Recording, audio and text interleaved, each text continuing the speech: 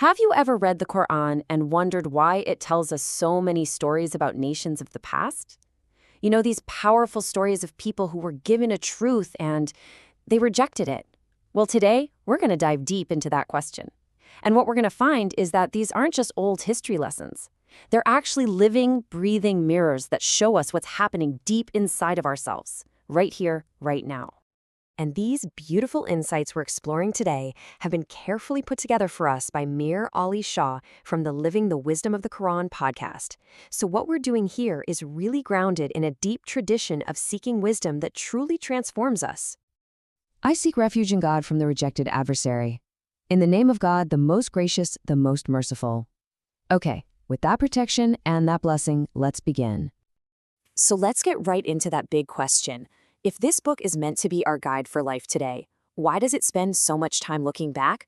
Well, the answer is just profound. These stories, they're like a kind of divine X-ray.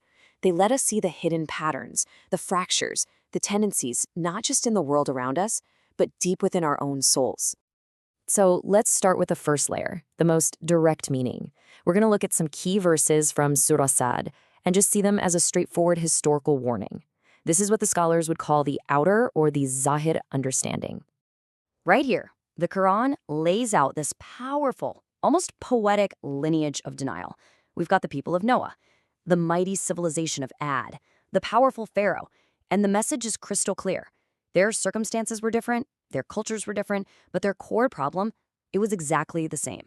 They all rejected the truth brought by the messengers, and because of that, a consequence had to follow. It was just inevitable. And you know, the great classical commentators, they didn't just see a random list of names. No, they saw specific patterns or archetypes of how we human beings reject truth. Look at this breakdown. For the people of Nuh, it was all about ridicule and mockery. For Ad, it was this blinding pride in their own strength. For Pharaoh, it was all about political power and control.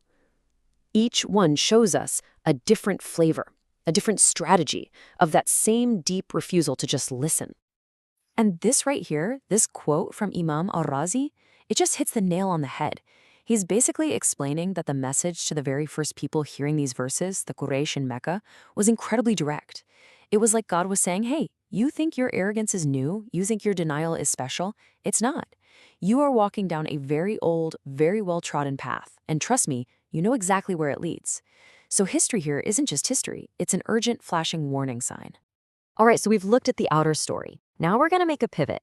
We're moving from the historical, the zahir, to the inner, the batin. And this is where the Sufi approach to the Quran opens everything up. The story stops being about them back then, and it becomes about us right now. This is where the real journey begins. And this shift in perspective is everything. The stories suddenly transform from being about these historical groups out there into becoming a map of our own inner world. These nations are no longer just people from the past. They are spiritual archetypes, different parts of our own self that are constantly resisting guidance every single day. So let's meet these inner nations, shall we? First up, the inner people of Nuh. Think about this. Have you ever had that quiet little voice inside, that pang of conscience, telling you to do better, to change something? And what do? You immediately turn up the noise. You distract yourself, you get cynical, you even make fun of that little voice. That right there, that's your inner people of Nuh, drowning out guidance with ridicule. And then we have our inner Ad. Oh, this one is subtle. This is that part of our ego that's so proud of what we've built, our career, our intelligence, our fitness, our family. And it starts to whisper, I'm good, I'm strong, I've got this all figured out, I don't really need guidance. It's this dangerous illusion of being invulnerable that seals our ears from hearing a much deeper call.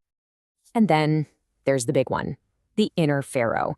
This is that part of ourself, our ego, our nafs, that needs, that demands to be in control of everything. It's the voice screaming, this is my life, my rules, my throne. It's our own little inner tyrant that refuses to give up its sovereignty, to surrender to something higher than itself. It will fight tooth and nail to stay in charge. Wow, the great Sufi master Sahl al-Tustari just captures this whole inner battle so perfectly. He says that every single one of us on a spiritual path has an inner prophet, an inner Nuh, whose gentle call we so often ignore. And at the same time, We have an inner tyrant, an inner pharaoh, whose commands we follow without question. What an incredible and maybe uncomfortable mirror for our own inner life. Okay, but we're not done. We're going to go even one layer deeper now. Because the Quran uses a very specific, very potent phrase to describe the consequence that these nations face. And hidden inside this phrase is a kind of code, a secret, that connects ancient mysticism with, believe it or not, modern science. So the verse says they await a single cry, a sayha. See, the deniers were mocking the prophet, saying, hurry up with this punishment you keep talking about. And the Quran's response is so profound. It says, what you're really waiting for is this one event, this sayha. And after it comes, that's it. There are no more second chances, no more pauses, no more delays. So what on earth is this single cry? Well, mystically speaking, its secret is unlocked with a number, the number 5.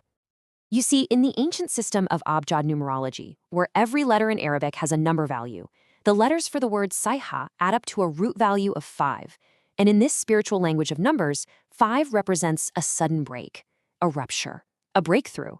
It's that one single shattering moment when all the illusions just collapse and the truth becomes completely, totally unavoidable. It's not a slow, gentle decline. It's a sudden snap. And this is where it gets absolutely mind-blowing. Modern science is describing the exact same pattern. Neuroscience tells us how cognitive patterns can hold and hold and hold under stress until they suddenly break. Psychology talks about how years of denial or bad habits can collapse in one single life-altering turning point. Even Jungian psychology describes this sudden shock of finally confronting your own shadow. They're all describing consequence not as a slow burn, but as a sudden structural collapse, a single cry. So, after all this, the history, the psychology, the mysticism, what's the bottom line? What does this mean for you and me living our lives today? Let's bring all these incredible layers together into one simple, applied wisdom. And this is the gentle whisper at the heart of it all. It's a call to that seeker inside every one of us. Please, don't be like the nations of the past. Don't wait for that single cry to happen inside you.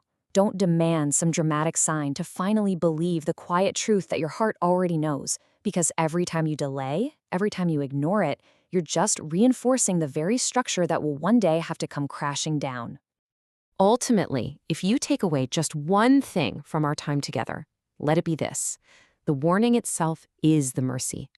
Being shown these stories is a profound gift.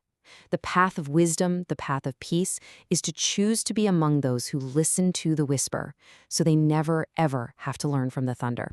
And let's close with this beautiful, intimate prayer, this munajat, that comes from the source material. O Lord of subtle warnings, make my heart soft to your cautions and gentle to your signs. Save me from asking for clarity through pain. Let me awaken before the storm arrives. Amin.